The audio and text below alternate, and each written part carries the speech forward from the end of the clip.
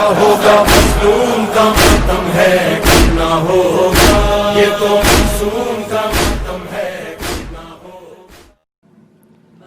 اعوذ باللہ من الشیطان الرجیم، بسم اللہ الرحمن الرحیم۔ ناظرین محترم، سلام علیکم۔ ہمارا موضوع ہے مرحومین کی قبروں پر جانے کی اہمیت۔ یہ اس طرح ایک اہم ترین موضوع ہے انسان کی زندگی کو دیکھتے ہوئے کہ جب کہ انسان اپنی تمام زندگی کو مشغول کر چکا ہے دنیاوی معاملات میں، تمام کاموں میں، اور وہ انسان اپنے مرحومین کو بھول گیا ہے، جبکہ اسے معلوم نہیں کہ وہی مرحوم کہ جو اس کے آباء و اجداد میں سے ہے، وہ اس کے لیے بھی ہر وقت دعا میں رہتے ہیں اور ہر وقت اس کے لیے بھی استغفار کرتے ہیں اور ہر وقت منتظر رہتے ہیں اپنی اولادوں کی، اپنے چاہنے والوں کی۔ تو عزیزان محترم، یہ بھی ہمارے لیے سوچنے کا مقام ہے کہ کہیں ایسا تو نہیں کہ ہم اپنے مرحومین کو بھول گئے ہیں۔ روایتوں میں موجود ہے، ایک شخص چھٹے امام جعفر صادق علیہ السلام کی خدمت میں آیا اور آنے کے بعد کہا کہ مولا یہ بتائیں کہ کیا ہمارے جانے سے قبر کے پاس اس کا فائدہ مرحوم کو ہوتا ہے یا نہیں؟ یعنی یہ کہ اگر ہم قبر کے پاس جائیں اور جانے کے بعد فاتحہ پڑھیں یا اس قبر پہ جائیں اور کچھ دیر بیٹھیں تو کیا اس سے مرحوم کو، مردے کو فائدہ ہوتا ہے یا نہیں؟ تو امام نے فرمایا کیوں نہیں فائدہ ہوتا، یہ اسی طرح ہے کہ جس طرح ایک زندہ کسی زندہ کو ہدیہ دیتا ہے تو وہ جس کو ہدیہ دیا جاتا ہے تو وہ کتنا خوشحال ہوتا ہے، کس قدر خوش ہو جاتا ہے۔ تو بس سمجھ لو کہ یہ بھی اسی طرح ہے کہ جب ایک انسان یعنی ایک اولاد جب اپنے آباء و اپنے اجداد یعنی اپنے باپ اور اپنی ماں اور اپنے دادا اور اپنے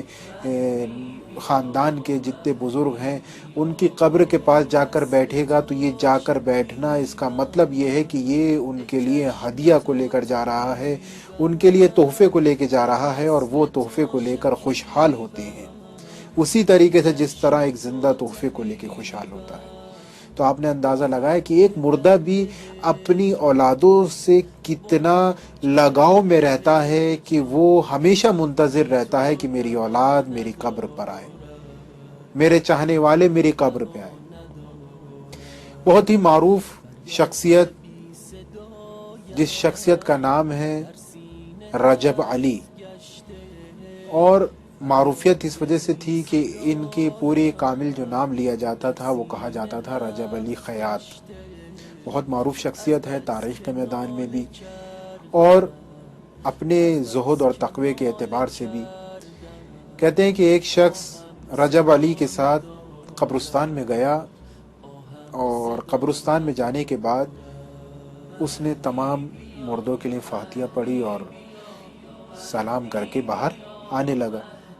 رجب علی نے مخاطب ہوئے اس شخص سے، رجب علی کہتے ہیں کہ شاید تیری ماں بھی اس قبرستان میں دفن ہے، تو اس کی قبر پہ نہیں گیا؟ تو اس نے کہا ہاں میری ماں بھی اس قبرستان میں دفن ہے۔ تو رجب علی نے کہا کہ جا اس کی قبر پر اور جا کر اسے سلام کر اور اس کی قبر پر بیٹھ، یعنی اس کے کنارے پہ بیٹھ اور فاتحہ پڑھ، کہیں ایسا نہ ہو کہ تیری ماں برزخ میں گلہ کرے تیرے لیے۔ آپ نے توجہ اس چیز پہ مقام پہ توجہ فرمائے کہ ایک انسان کی زندگی کا اس مردے کے ساتھ کس قدر کنیکشن ہے کہ جب یہ انسان اس مردے کی قبر سے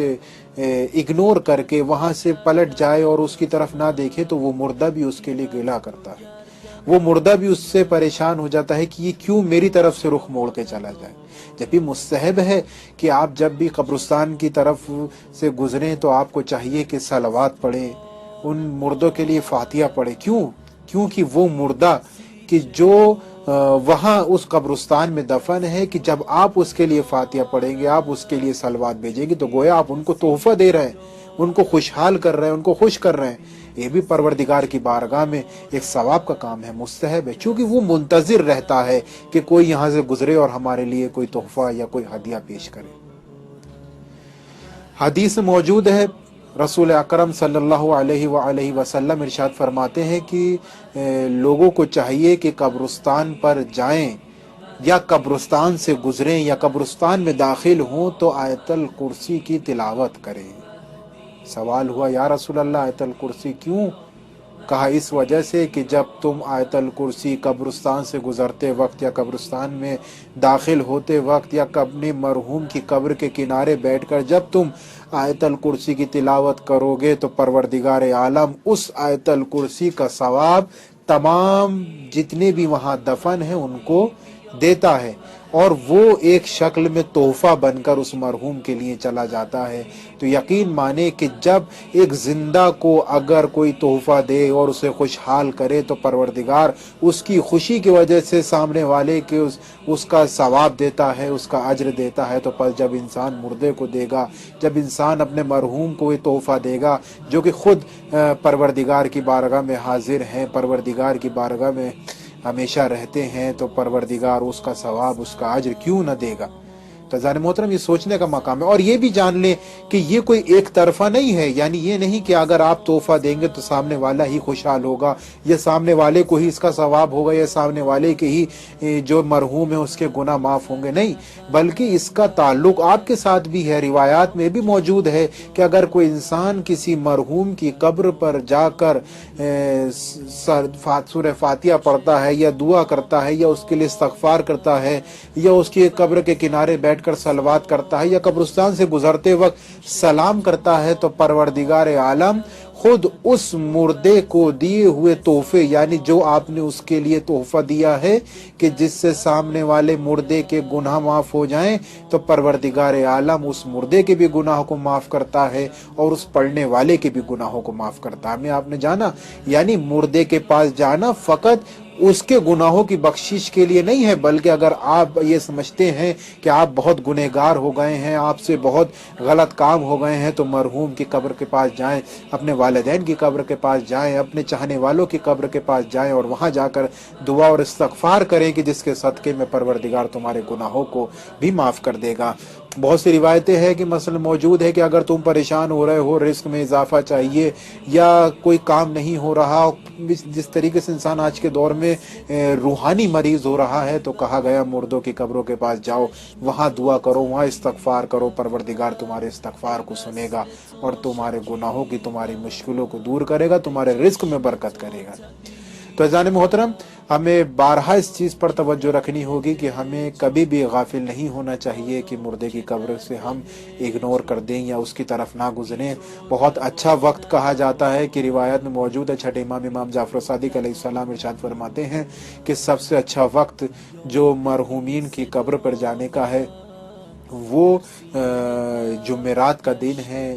وہ بھی شام کے وقت۔ کہا گیا ہے کہ تم قبرستان کی طرف جاؤ، قبرستان میں داخل ہو یا اپنے مرحومین کی قبروں کے پاس جاؤ۔ بعض روایتوں میں ہے رسول اکرم صلی اللہ علیہ وآلہ وسلم سے کہ ارشاد فرمایا رسول نے کہ اگر تمہیں اپنے مرحومین کی قبروں پہ جانا ہے اور ان کو ہدیہ پیش کرنا ہے تو صبح جمعہ یعنی نماز فجر کے بعد، جمعے کے روز نماز فجر کے بعد اپنے مرحومین کی قبروں پہ جاؤ اور ان کے لیے استغفار کرو، پروردگار تمہیں اجر عظیم عطا کرے گا۔ تو انشاءاللہ پروردگار کی بارگاہ میں ہر نماز کے بعد توفیق کریں، دعا کریں کہ پروردگار عالم ہمیں توفیق دے کہ ہم زیادہ سے زیادہ دستورات الہی پر عمل کر سکیں، دستورات ائمہ معصومین پر عمل کر سکیں، اور ہمیں توفیق دے کہ ہم اپنے مرحومین کو ہر وقت، ہر لمحہ اپنی دعاؤں میں انہیں یاد رکھیں۔ والسلام علیکم ورحمۃ اللہ وبرکاتہ۔